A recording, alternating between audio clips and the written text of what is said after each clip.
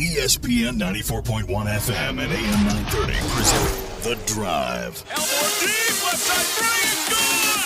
From 30 feet, John Elmore! The Drive with Paul Swann. Welcome, and it is the Thursday, June 14th edition. We're back. The Drive begins now on ESPN 94.1 FM and AM 930. Coming up later on the program, we're going to hear from Cam Huffman, Director of Public Relations and Content at the Greenbrier. We're going to talk to him about the name change of the Greenbrier Classic. Also, I'm going to catch up with David Kahn from the West Virginia Power. We're going to get an update from him on the Class A affiliate of the Pittsburgh Pirates, and we were going to have that yesterday. We didn't have a show yesterday. Pittsburgh Pirates baseball airing locally on ESPN 94.1 FM and AM 930. So we didn't have a show yesterday. And I'm in my car. I'm just driving, heading home. I'm picking up dinner. And I get a text from David. Hey, are we still doing the show today? Oh, yeah, that's right. So I got to make it up to David. So David's going to be with us a little bit later on the program. He's happy to oblige us, man. He's happy to take care of us. So we're going to talk to him. And, of course, your phone calls coming up at 877-420-TALK, 877-420-8255. We got a lot to get into today. First of all, let's update you on what's happening between public and private schools in the state of West Virginia. There was a proposal from school principals and athletic directors to make a separate class for sports for 8 private schools in the Mountain State. Now, that was rejected by the State Board of Education today on a 6-1 vote. Now, the board members have an option. It's not used very often, but they have an option to vote the proposed rule down before it went out for a 30-day comment period. What has happened here is that the rule might have some legal challenges. There might be some issues because we're talking about several schools, but in the grand scheme of things, not many. We're talking about a handful of schools that are religious. So there might be an issue here that, okay, you're picking on the religious schools. And I don't think that's the case.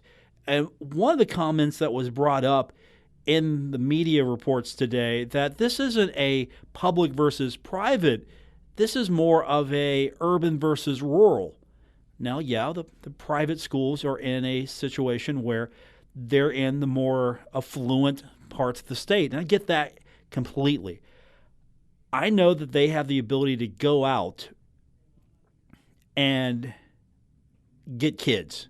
And I'm not saying they're going out actively and recruiting, but they have, this is nutshell terms here. Put it in the smallest terms I can. Kids can come in. If a kid, let's use Spring Valley as an example. If Spring Valley has a certain area in which to draw upon for their enrollment, and there's a kid in that Spring Valley area, and he decides, you know what, I'm going to go to a private school. He can go to the private school. Now, if that kid's really good in basketball, then he's going to go try out for the basketball team, and he's probably going to make it if he's really good. And then all of a sudden, you get the issue where, wait a minute here, this really good kid has come into this private school, and all these schools are in Class A because the enrollments aren't that big at the private schools. Now, what happens is you've got these smaller schools, these private schools that have the ability to admit kids from outside of a certain circle, and all of a sudden you've got 4 or 5 talented kids who are on a squad. I'm using basketball as an example, and the smaller schools in the state of West Virginia can't really draw upon a greater talent pool. That seems to be the argument. Now, where it stands now is right now the proposal was rejected by the Board of Education. There could be some legal concerns here. I'm sure this will not be the last of this, so we'll keep an eye on that. And on both sides of this, there are people with strong opinions. And I think it is fair to look at this because the private school does have the ability to draw from a bigger circle. They're a private school. They're for profit. So obviously, they're going to try to attract kids to come to their school, attract parents to bring their kids because they feel that with their curriculum, they're offering a better education. And yes, there might be some kids who take this as an opportunity to go play with some talented kids and play basketball. And there are a lot of kids who go to school who want a better education.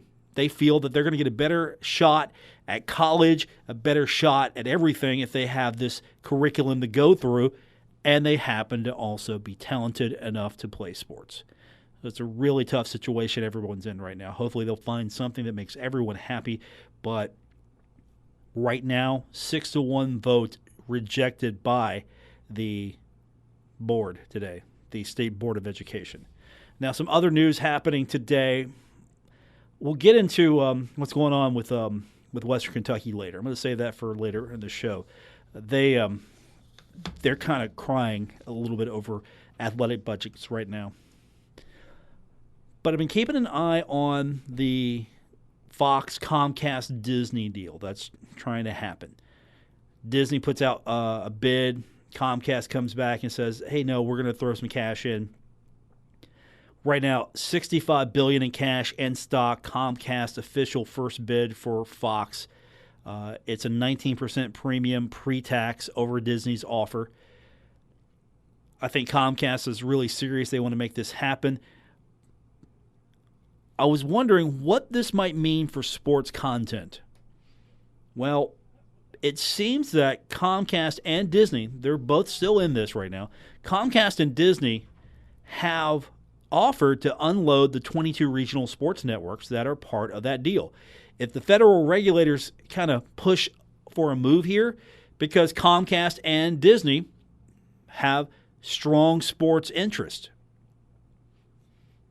Comcast would have a bigger network of sports properties.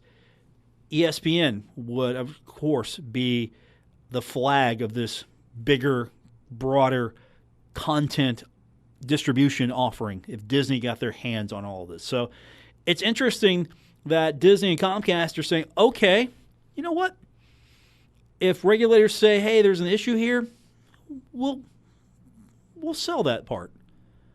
We'll push that aside. We don't want that if we have to.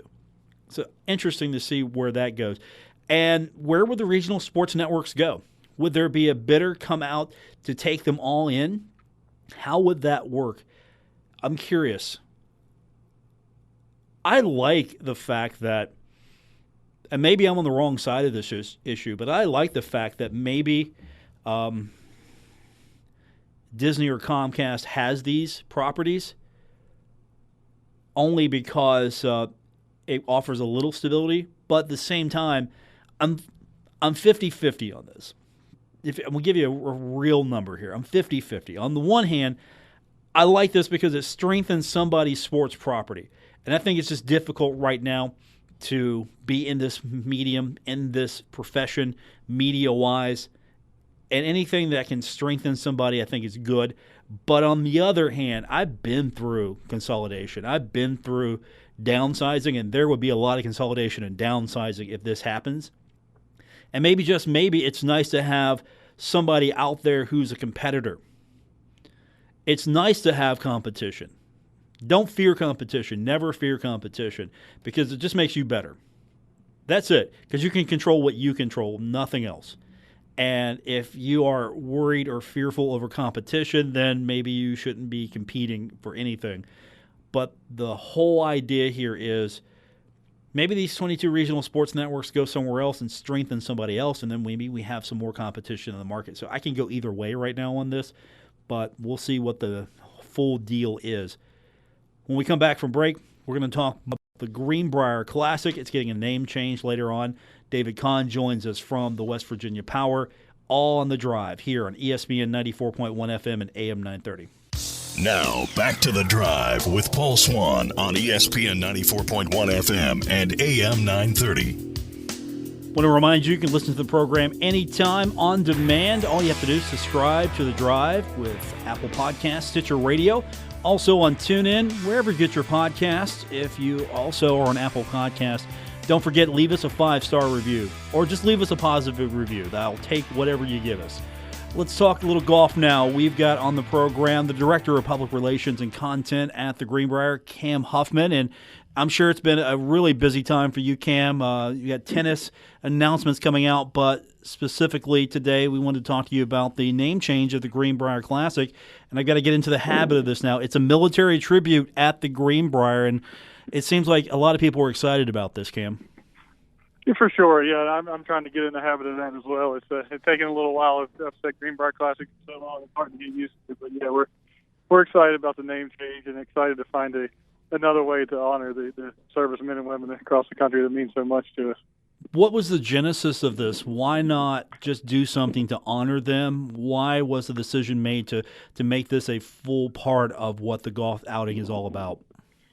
Well, our focus this year anyway was on honoring the military. The 4th of July week, we've always kind of made it a focus, decided this year to make it an even bigger focus and do some events, let military members in for free, give them a special place to watch. And then we're talking about it and just decided, hey, let's just go all out and let's show our commitment to the military and how much it means, and just change the name and show that that's our focus for the entire week above everything else. So we've done that, and I think that the message is getting out loud and clear. What's been the response from military personnel or from any of the armed services? How much a response have you got? And I'm sure it's been pretty positive. Yeah, that's been one fun thing for me to watch. Is I've kind of taken a look at the Facebook and Twitter pages, and there's been mixed reviews out there from different people, but the response from the military people has been nothing but positive, and that's the ones we care about the most, or the ones we're trying to honor. So yeah, they have felt like it's a really nice gesture, and we want to make sure that they're not forgotten. A lot of times people say that they're doing things for them, or say that they remember them, but they don't always take that extra step, and we're trying to make sure we do that to show just how important they are to all of us. Has anyone reached out after the announcement to say they want to be a part of this? Any new organizations, or is that still maybe too early? It could have happened. It hasn't happened that I'm aware of, but I'm not involved in all of those discussions, so I'm not sure on that end. But I figured that will happen. I know there's a lot of organizations that will want to be a part of it. We're trying to figure out exactly which organizations we are going to give a portion of the proceeds from our Stars and Stripes outpost, the badge we have on sale now, the special seating. We're going to give a portion of that to some different military organizations, and we're trying to decide which organizations those are now, but we know a lot of people are going to want to get involved with it. Yeah, I'm sure I don't have to remind most of our listeners, but it's still fun to talk about. The Greenbrier, of course, has a long-standing history with the government military. Of course, the government fallout shelter, which was maintained at the Greenbrier for many years, and that gives a nice backstory to this. It does, and we've had, we were Ashford General Hospital during World War II, where we were an Army hospital to treat soldiers, so that's another connection with the military. And of course, we've had 27 presidents visit over the years, which of course is another connection. We have a large portion of our team members at the Greenbrier. I think 73 members of our staff have served in the military, so there's a ton of connections there, and another reason the guy that greets people at the front door every day, Frank Mosley, will actually be honored this year during the Greenbrier Classic. He's a Korean War veteran who was actually received a Purple Heart when he was shot above the eye during that conflict. So there's just so many connections, and just a great way to extend that and kind of celebrate that history. You've got this announcement, so a lot of attention back on the Greenbrier, and then I'm sure you've been inundated with emails, phone calls, requests about more information after Bethesda Software announced that their game Fallout 76 would be based in West Virginia. And, of course, the Greenbrier is featured prominently in the game as well as other landmarks. So what's that experience been like for you? That's been fun to see. I kind of learned about it along with everybody else when Bethesda released some of those trailers promoting the video game. But it was kind of neat to see, and exciting to see not only the Greenbrier but all these different places in West Virginia be represented. I think West Virginians are proud of their state, unlike more than anybody else. So I think that it'll get a great response from people who are thrilled to see their state featured in the game. Has there been an uptick as far as people inquiring, or again, are we too early to tell here? There has been a little bit. I think, when people – are you talking about from the game specifically? Yeah, the game yes. Yeah, there has been. I think, just when people kind of see West Virginia on the game and they kind of wonder why, then they learn about the bunker and then they want to know more about the bunker. It's amazing from a PR perspective and fielding some of those requests day after day, how many people learn about the bunker on an almost daily basis and don't know anything about it, but find it interesting and want to come experience it. It's one of the most popular things we have at the Greenbrier, and it never seems to slow down. There's always somebody interested in finding out more about it. Cam Huffman is our guest director of public relations and content at the Greenbrier. So let's talk golf. That's the main attraction here. And as we get closer to the event itself, seems like there's a lot more buzz for the tournament this year than maybe in the last few years. Are you feeling that as well? That things are starting to ramp back up to where we're used to it being?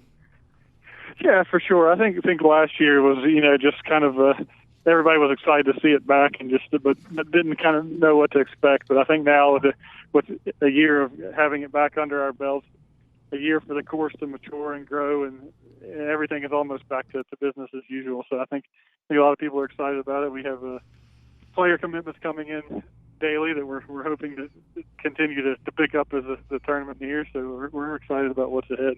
Now, as I mentioned earlier, you've been pretty busy because not only have you got the Greenbrier Classic, now a military tribute at the Greenbrier again. I've got to get used to it as well.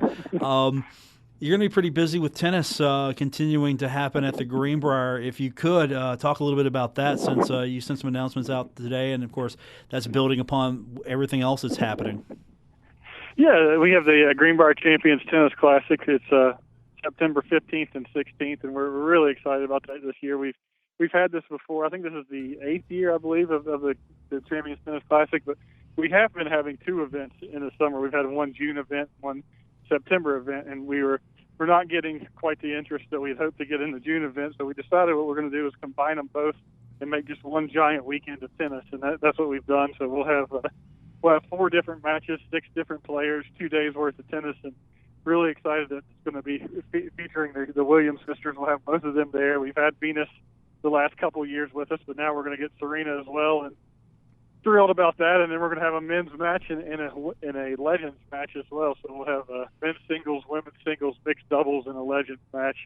2 days full of tennis at one price. And if anybody's interested in coming to see that, you need to get online at greenbrier.com/tennis classic quickly, because the Williams sisters have really amped up our ticket sales, and we only have about 150 tickets remaining. So if you want to come see it, you need to hurry.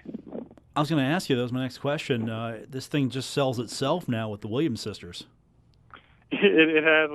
We've had meetings the last few years of how we're going to promote it and how we're going to sell tickets, but we haven't had to do much of anything this year. Just announce that the Williams sisters sell themselves. So yeah, once we announced those, they sold like crazy. We sell a weekend bundle, so you get both days, and it's in all 4 matches for $60. It's for the upper level tickets, and upper levels is all that remains. The lower levels sold out in almost no time. But if you haven't been to Center Court at Creekside, our tennis venue, the upper level tickets are still amazing. It's a beautiful view, and you're still really up close and personal with these tennis players. So if you like tennis or just curious about seeing the big names like the Williams sisters, it's definitely the place to do it. I'm sure it's got to make the event an easy sell as well, as far as getting tennis players to come in, knowing that Venus and Serena, they're coming, they're going to be a part of it. If you're not Venus or Serena, top player in the world, so if they're coming, everybody else I'm sure falls in line as well. Yeah, and we've really built a reputation with this event over the years. We've had kind of a who's who of tennis. We've had Pete Sampras, Andre Agassi, and John McEnroe, and a little bit of everybody. Any big name in tennis we've almost had. So the reputation is out there, and these players have a great time when they're here too. They don't just come play tennis. They play golf. They go off-roading. They take advantage of all the different activities at the Greenbrier. Martina Hingis was here last year. She did a lot of horseback riding. So they come, they bring their families, and they have a lot of fun. So yeah, it's an easy sell when it comes to recruiting players. They all want to come, and the ones who have come call almost every year and beg to come back because they want to be a part of it again. Joining us on the program, Cam Huffman, Director of Public Relations and Content at the Greenbrier. Before we let you go, Cam, anything else you want to add or anything else you want to promote that we maybe missed? No, just get online and find out more about tennis and the military tribute at the Greenbrier. See, I'm having trouble as well. And also, one event I didn't mention is the Houston Texans will actually be back in town for training camp on July 25th. They'll be here for about 2 weeks. I think those dates will be official dates will be announced sometime in the next 3 or 4 days. But it starts July 25th, so it's a good opportunity to come out and see an NFL training camp right in our own backyard. So that's pretty exciting as well. Cam, we appreciate your time. Have a great weekend, and it's going to be pretty busy real soon at the Greenbrier. It is, and thanks so much for having me. That's Cam Huffman, Director of Public Relations and Content at the Greenbrier. He's been pretty busy as of late between tennis, golf, of course, everyone else asking about the Greenbrier. Now it's in a video game, so he's got a great job right now. If you're a public relations director, you're working basically by sitting at your desk and everything's coming to you, it feels like, I'm sure. No, Cam does a great job. He does a fantastic job of working it every day for the Greenbrier. We're going to take our next break, come back. We're going to talk West Virginia Power baseball. David Kahn joins us from the Power. He'll get us caught up on what's happening with the team, and later on your phone calls. It's The Drive, ESPN 94.1 FM and AM 930. You're listening to The Drive with Paul Swann on ESPN 94.1 FM and AM 930. Want to welcome to the program now, a day later than scheduled. We didn't have a show yesterday, and unfortunately, I knew that about 15 minutes after David Kahn from the West Virginia Power texted me. He's like, "We're doing a show today?" And oh, that's right, we don't have a show. He's with us now. I've got to make it up to him. So sorry about that yesterday, man. It's my fault. No, that's all right. I messed up, man. I was driving, picking up dinner, and I get this text from you, and I'm like, oh, yeah, I had David booked. No, it's all good, man. You know I'm always willing to move things around for you. How you been? It's been a good week for the Power, so I bet you're good right now. Yeah, I'm good. It has been a good week. You know, unfortunately, Kannapolis doesn't want to lose, so playoffs looking dim for us right now. But the team is positive. We're looking up, looking good going into the end of the first half, and things are rolling. The good news here, of course, as we always mention, there's a second half of the season. You feel that this team is getting to a point now where a second half run is what this team is maybe built for? Yes, absolutely. I think that the first half run, you know, we kind of had that 2-week stretch where things didn't go well, and that might have cost us the first half championship. But this team the team has some growing pains. They have some struggles that they need to get through, and hopefully that was the 2-week period where they had to get through the struggles, and now they'll just continue to roll. Obviously, second half we'll probably have some new faces on this team, some team people go away from or leave that, you know, to get a promotion or what have you. But, you know, I think the core of this team will stay together, and hopefully this team is built for a second half run. Kind of felt like in the last week that either Power were getting all the breaks and taking advantage, or just a thing here or there that could have maybe helped them with a couple more wins. Come back in the ninth a few games ago. Just a bad second dooms the Power, and then it felt like maybe, all right, they're not going to let that get them down, and then you see the wins come again. Yeah, I completely agree with you. I mean, there were just a few things that you would look at and go, if this didn't happen, we probably would have won the game. And I think that happened in Hickory at the start of the road show. We probably should have won 3 or 4 against the Crawdads, maybe even swept them. But things happen. It's baseball. And you move on, and this team has really taken it to a very, very good team in the Green Jackets, who are struggling of late, and the Power have just found ways to win last night. Last night, we honestly, Augusta battled against Cody Bolton. They got the first runs off them all season, and they had a 2-1 lead, but we battled back in the 8th and the 9th inning and were able to come out with a win because Augusta made a mistake and we capitalized on it. So that's the opportunities that we're taking advantage of now that we haven't been earlier in the year. David Kahn's our guest from the West Virginia Power. So now you're off the road. You're feeling a little bit better now, sleeping in your own bed, getting back to maybe a normal routine, and you get the Delmarva Shorebirds. This is the first time the Powers faced Shorebirds this year, right? Correct. Yeah, this is the first time we have faced Delmarva this year. Delmarva's been a good team. Kannapolis has handed it a little bit to the Shorebirds here in this series that they were playing against them, but they've now knocked out of the postseason play, and we're facing the Delmarva Shorebirds tomorrow, starting at Appalachian Power Park, and it should be a great series to close the first half. They've got a good hitting team. They've got 3 All-Stars all on their offensive side. Really good pitching staff led by Matthias Dietz, who was the Orioles minor league pitcher of the month in May. So we're certainly excited to get a chance to test our own against the Delmarva Shorebirds. Is Dietz an all-star candidate possibly? Because they've got 3, but looking at Dietz, was he close to maybe making the all-star in your mind? Yes, and there's a reason why he wasn't, and the reason why is because you, as an all-star voter, you can only vote for one pitcher on the all-star ballot. That's all we're allowed to vote for. So each team gets 5 ballots, and so you can only vote for 5 pitchers. So but there are a lot of pitchers in this league that are deserving of being an all-star, and a lot of pitchers didn't get it. Like Blake Wyman, our bullpen guy that was lights out the entire year and is now in Bradenton, did not get an all-star nod. I think that was a huge snub. I think he deserved to be an all-star, but hey, he'll take a promotion over an all-star nod any day of the week. So it is what it is, and the all-star voting is I think it's maybe slightly flawed, but it is what it is. It's been that way for a long time, and you kind of got to roll with it. Yeah, I think you bring up a great point. Promotion's always nicer than an all-star. Those are nice, but if you're going to tell a guy, hey, you can be an all-star, or hey, you can move up closer to your dream and make it into a big league roster, I think he's taking that. No, it's not even a question, Paul. If I told you, Paul, I can promote you to Bradenton tomorrow, or you can go to or you can be an all-star and you might stay the rest of the league in West Virginia and Charleston, you're going to Bradenton tomorrow. That's David Kahn's our guest from the West Virginia Power. So rest of the bullpen, are we looking maybe at a pitching duel here, or is Dietz their main guy as far as that's concerned? I think Dietz is their main guy. I haven't really done a whole lot of looking at them yet. I'm still focused here on Augusta because we got one more game against them, trying to go for a sweep here. But Dietz is definitely seems like their main guy. They've had a pretty solid pitching staff all season long. I think this is going to be a nice hitting series for both teams, actually. I'm really looking forward to this series, honestly. I have heard, that Delmarva's been a pretty solid team all season long, and I think it'll be a good test if we can perform well against them to wrap up the first half.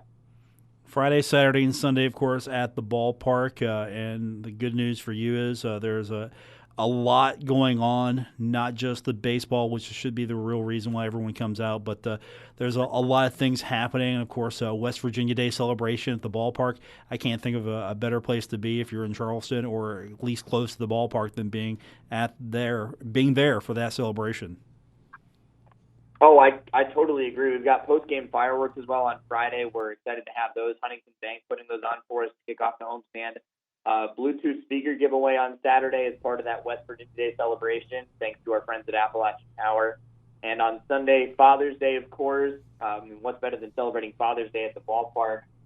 Lincoln County Day as well. So we're going to be celebrating the residents of Lincoln County with some help from our friends at the Southern WV Health System. And, we have also got a Kid Sunday Fun Day to wrap things up in the first half and, send Cal and Dion off to the All-Star game, and the rest of the guys get a 3-day reprieve and then back to business. How have those two performed after being named to the All-Star? Have you noticed a little pep in their step here? Business as usual? What's usually business as usual. Yeah? Yeah, business as usual for them. Look, they're both excited to be All-Stars. There's no question about it, but to them, they've got more work to do. They're focused on, improving themselves and getting to the next level. So whatever they can do to get there, they're going to keep doing it. Just because there's an all-star doesn't mean that they're going to slack off or think they're better than anybody else. There are a lot of guys on this team that I think are deserving of being an all-star and weren't given the nod. So, Cal and Dion happen to get the nod, huge congratulations to them. Very, very deserving nods for them. But I don't think they're taking it as we're better than everybody else. It's, all right, look, we got this nice award, and we're going to go have a good time in Greensboro for 3 days. But, we still have to make sure that we're ready when it comes time to get back ready for the second half. And, Paul, I have to step aside and mention for a second, I'm watching O'Neal Cruz at BP right now, and he just parked one over the batter's eye. Nice. In straightaway center field, and it was rising over the batter's eye. So that was fun to watch. Is that sort of a character check as far as, okay, these guys got all-star nods, and then just to see how they handle it? I'm sure the majority know it's a great thing, but they've got business to take care of, but there's still that guy that maybe doesn't know how to handle it. Is that fair? Yeah, and I think Cal and Dion have both handled it very well. I don't think that they are sitting there going like, all right, we're all-stars, yada yada, we're the best of the bunch. It's, hey, we were honored with an all-star nod. We're very grateful to be honored with an all-star nod, but it doesn't mean that we have the upper hand on all of you guys. It's now it's time to show why we were all-stars. Now I think it might even put more pressure on them to perform. David Kahn's our guest from the West Virginia Power, dodging balls at batting practice as well, live under fire. You bring it all to the program. I'm up in the confines of the press box, but I have a nice view of BP right now as I'm watching. They just wrapped up BP actually, but O'Neal Cruz just put on a show. Let's just put it that way. He parked probably 5 balls, center right, one almost got out in left center. Watching him take BP is a gift every day. So you're not going to have that for a few days. You're going to have some time off. So what are you going to do? Has that set in yet that you're just not going to have that for a few days? I'm not going to have West Virginia Power baseball for a few days. I actually am going to a baseball game during my All-Star break. Smart. I said this. I said this yesterday when I went on Jock Talk, and I am going on vacation for 3 days. A much needed vacation, as I love baseball season, but it is a grind just like it is for the players. So I will be taking some time off. For the sake of my sanity, I'm not going to say where I'm going. I will be going on vacation. It's not anywhere remote or anywhere that you can't reach me, but I'm just not going to say where I'm going. And I will be enjoying myself for 3 days, and then I'll be back and ready to go June 21st in Hickory. I'm intrigued now. I'm not going to ask you on the air where you're going, but I'm intrigued now to where that will be. Will there be photos, blogging of this? What's going on? I'll text you afterwards. Okay, that sounds fair. I'll let you know. That sounds. It's not a big secret. I would like a vacation from everything for 3 days. As much as I love this game and I love this team, I love West Virginia fans and everything like that, but I would like a vacation to myself for 3 days. So that's why I'm not saying it over the air. Okay, fair enough. Very, very good. Yeah.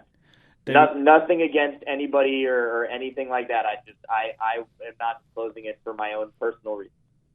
And it's also very smart because you never know who's listening. Exactly. That I operate the same way for many years. Everyone asks where I go on vacation. If I'm saying it over the air, I kind of mumble and say I'm going for 3 days and I'll see you on Friday. David Kahn's our guest from the West Virginia Power. Power back in action at home. The homestand between June 15th and 17th. More information, you can always go to the website, find out where you can get your tickets, all that good stuff. And, of course, we'll have you back on after vacation to kind of find out what happened on vacation. I'm curious. There will be a postmortem on this, right? We can get that at least. Yeah.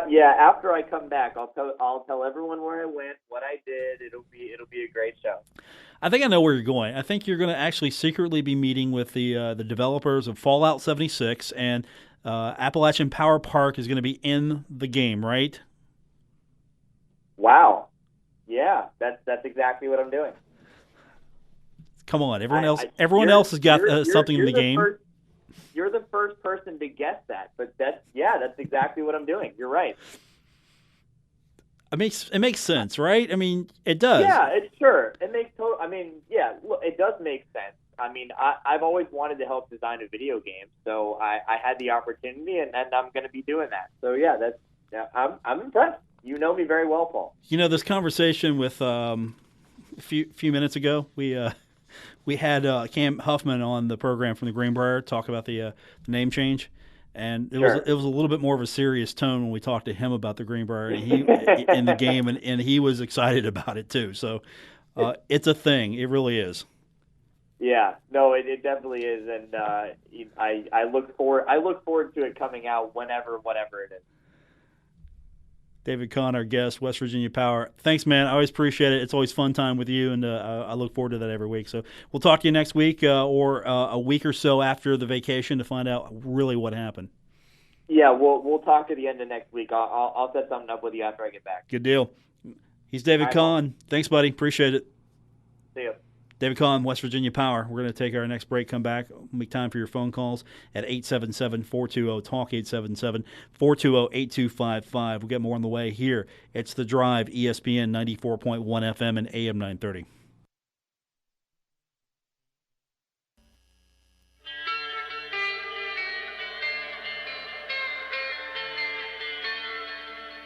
Now, back to The Drive with Paul Swann on ESPN 94.1 FM and AM 930. Welcome back to the Thursday edition, The Drive on ESPN 94.1 FM and AM 930. There's an interesting story about Western Kentucky's budget woes. The gist of the story is that Western Kentucky Athletic Director Todd Stewart lost millions of dollars worth of ground to Conference USA rivals, or at least the one they're talking about, North Texas. North Texas is up and coming in Conference USA. I think that's fair to say. Their budget got bumped a little bit because their athletic student fees went from $10 per semester credit hour to $16.25. $16.25. $10 to $16.25. So their athletic budget increased by $3.5 million. And so they're now making a little bit more money towards the athletic department. And then Western Kentucky, the university announced a budget stabilization plan, and it recommended a cut to the athletic department of more than $1 million. So all of a sudden, according to the athletic director there, Todd Stewart, they gained $4.5 million on him in 1 week. And he pointed out the fact that we're doing great in Conference USA right now.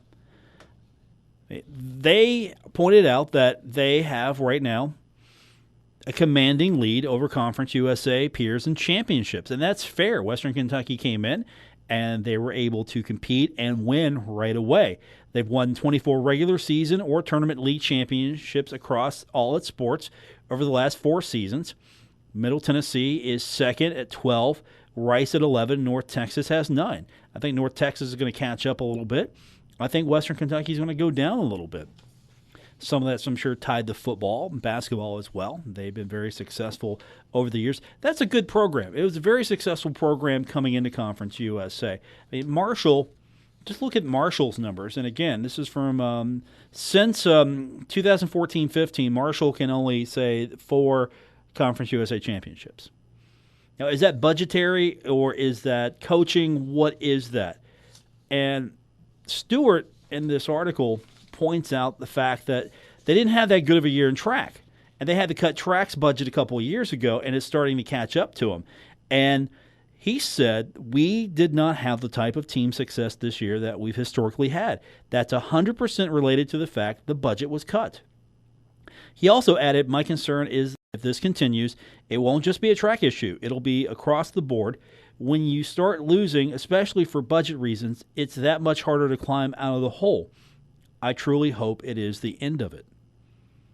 Now, it's going to be tough across the board for Conference USA schools. I don't think he's in a unique position. Unfortunately for Western Kentucky, their athletic operating budget for the upcoming sports season they're at $23.3 million. They are 12th out of 14 Conference USA schools. Of course, credit to the Daily News covering Western Kentucky, so credit them for the research there. The average athletic operating budget for Conference USA programs is over $27 million. Western Kentucky ranks 11th in revenue from student athletic fees at $4.1 million. That is out of 12. 11th out of 12. Now, on the one hand, I don't think you should have the students bear the full cost of this. I wouldn't put that on their back, because for a lot of kids, a lot of students that go to Marshall, Western Kentucky, or whatever, they're there to get the education. They're not there to support the athletics. Now, they can take advantage of opportunities, get free tickets, admission, and all that. So it's a really tough balancing act. And that's going to do it for this edition of the show. I want to thank Gabriel Sellards, our producer, taking good care of us. We're going to be back tomorrow. We'll do it all over again. Don't forget, you can listen to us on demand, Apple Podcasts, Stitcher Radio, TuneIn, or wherever you find your podcasts. Good night. WRBC Huntington, W227BS Huntington, ESPN 94.1 FM and AM 930. Huntington Sports Station.